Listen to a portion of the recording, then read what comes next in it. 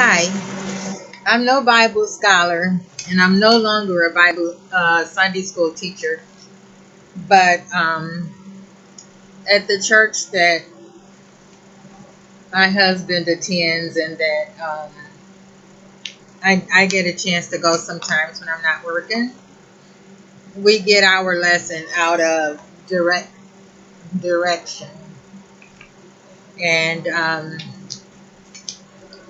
I want to go through these lessons. I don't ever get a chance hardly to go to church.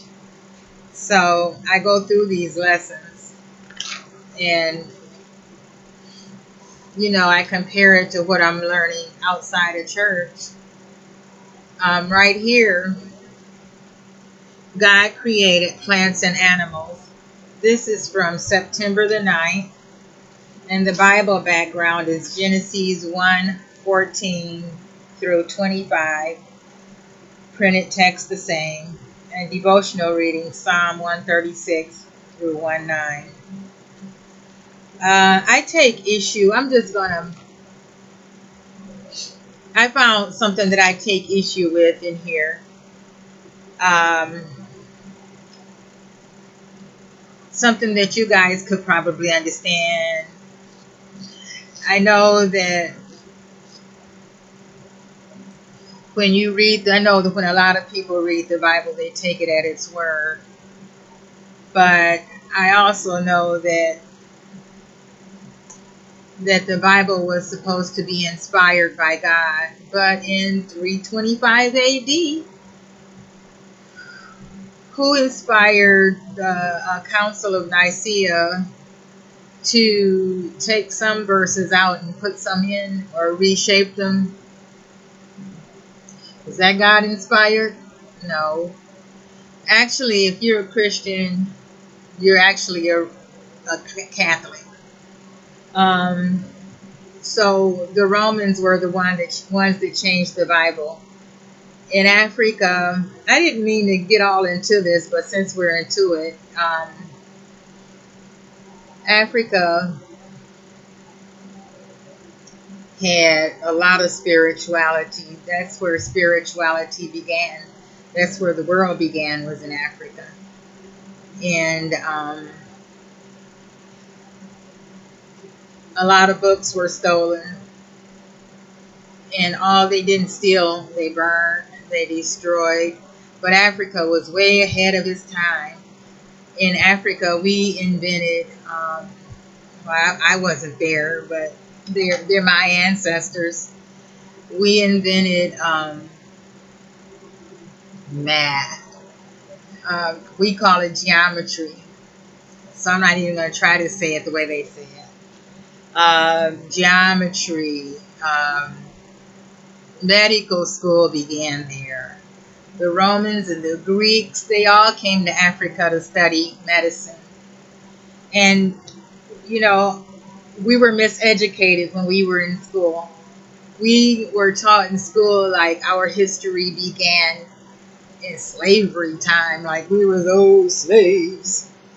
That's not true. And I take issue because they took the Bible and they turned it around and they twisted it. And the Bible is slanted so that when you worship the God of the Bible, you worship an old white man and a white man. So when you worship God, you're worshiping a white man. Um, Africans did have Christianity before the ones that came to America got to America. There were already black people in America anyway. But in order for the slave master to be able to lay his head down at night and not worry about a black person coming and chop his neck off, he invented the Bible. And in it, it says, slaves, obey your masters. Now, I have people who come to me and say, well, there's all kind of different slaves. I say, would you want your daughter to be a slave? Well, there's all kind of slaves. There's some that aren't beaten so badly, so severely. There is mild slavery. Would you want your daughter to be in mild slavery? So anyway, they twist the word around so that it would suit them. I know that no God of mine or no parent of mine would want me to be in slavery. And under no circumstances, I mean, you can't tell me the God who created the world, the heavens, the seas, the mountains, the oceans, would want me to be a slave. I'm not no Bible scholar. I do not understand everything about life, but I'm trying. And I'm not going to go in church and leave my brain outside the door and go on blind faith no more. And right here in this Bible lesson, God created plants and animals. Right here, you see, this is what I'm saying. They twist the Bible around and they twist the Sunday school lesson around.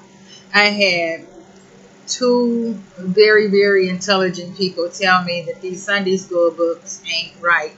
And when they said that, I'm sure you've heard me say, when they said that, I'm like, what you mean?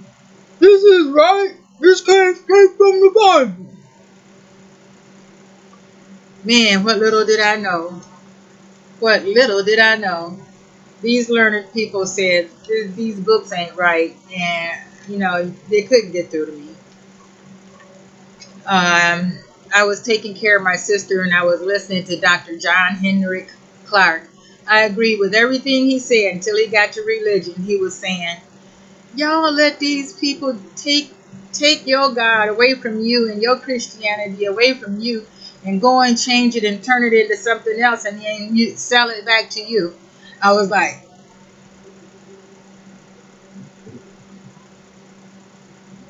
turn him off. I'll never listen to him again. And I didn't listen to him no more for 2 years. That was back in 2014, I think it was, 2015. I didn't listen to John Henry Clark, Baba Henry Clark. Um, and even with these Sunday school books, they're teaching us against ourselves. It says right here on page 9 of directions, it says, African religions in which the sun, moon, stars, and animals were seen as gods themselves. Most important in these verses is the constant reminder of the power. So, see, and then they cover it up with this. Most important in these verses is the constant reminder of the power, sovereignty, and authority of God the Creator. The delineation of days exhibits God's orderly work, and the sheer scope of this work ought to fill the reader with awe. Okay, in Africa, they didn't worship the sun, moon, and stars. They saw the sun, moon, and stars as a part of creation, and they saw it with awe. When an African or Africans had to cut down a tree to save their life, they went to the tree as if the tree was their brother. And they would say, brother, I know that you're my brother. I have to chop you down so that I may live. And they did it, they reverenced it. Everything, I'm going to look this up and I'm going to come back to you. But the earth and its minerals are the same as the minerals that are in our body. We have one more than earth does. And so we're not just living here on earth, we are a part of the earth. And since I've been learning what I'm learning, when you see me out on that track walking, if I see ants crossing my path or any other small bug, I don't kill it. We're sharing this earth together.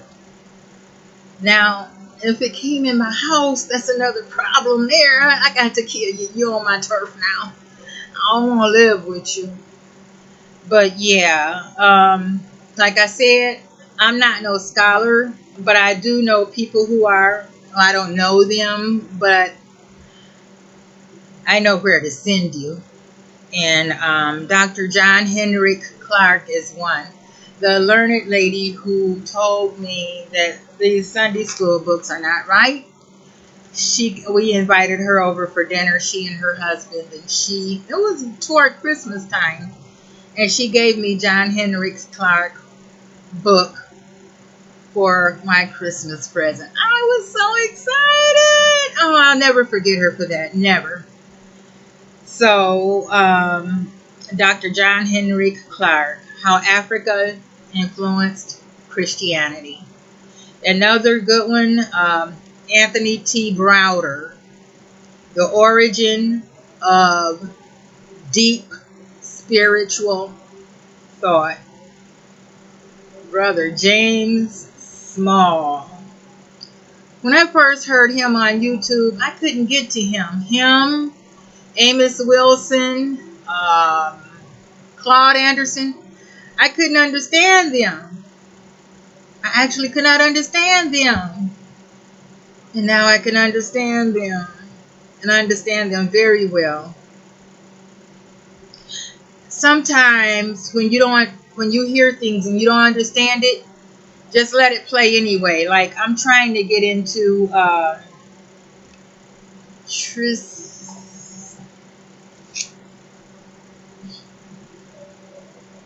I'm sorry. Just 1 second. Man. Yeah, man of letters. I'm trying to get into the Emerald Tablets because you can't just study the Bible. You need to know something about the Bible. And like I said earlier, the Bible was changed, and that the Bible was changed, and also King James, the man who wrote the Bible, the king that wrote the Bible, right after that, he wrote devil worship. He wrote something about the devil. So, yeah, I'm trying to listen to the Emerald tablets and other things. I want to know everything, and you can't tell me if the creator of the heavens and earth, mountains, moon, stars, sun, seas, the land that we live in, the earth, and I bet you the creator created more than just the earth. I mean, if I created something good, I would create 2, 3, 4, 5, 6, 7 more. And I'm from the creator.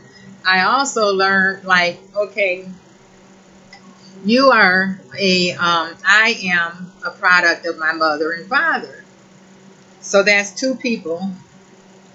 But my mother and father had a mother and father. So that's 8 people. Altogether, that's 8, 9, 10 people that's a part of me. But then at the same time, those 8 people, it just grows and grows and grows and grows all the way back. And when you go all the way back, we're from God. God is in us. And that's hard to really fathom. That's hard to really believe, but you got to believe it. Anyway, I am reading Dr. John Henrik Clark, How Africa Influenced Christianity, Anthony T. Browder, The Origins of Deep Spiritual Thought, James Small, The Rebuilding of Africa's Spirituality. James Small is interesting. I mean, the more I read of him, the more interesting he gets. Way back in the day, if you hear somebody say a root woman or a root doctor, that's an insult. But it was also an insult to be an African. I remember when I was a little girl, they used to call, if you were dark, they would say, you black African. And so as I got older and I was a teenager and I began attending Bishop College in Dallas, Texas, I met some Africans and we were hanging out at their house after school one day. And I said, I asked, Is it an insult to be called an African? And he said, no, that's what we are. And, I hung out with the Africans. They took me to a party one Friday night in Waco, Texas.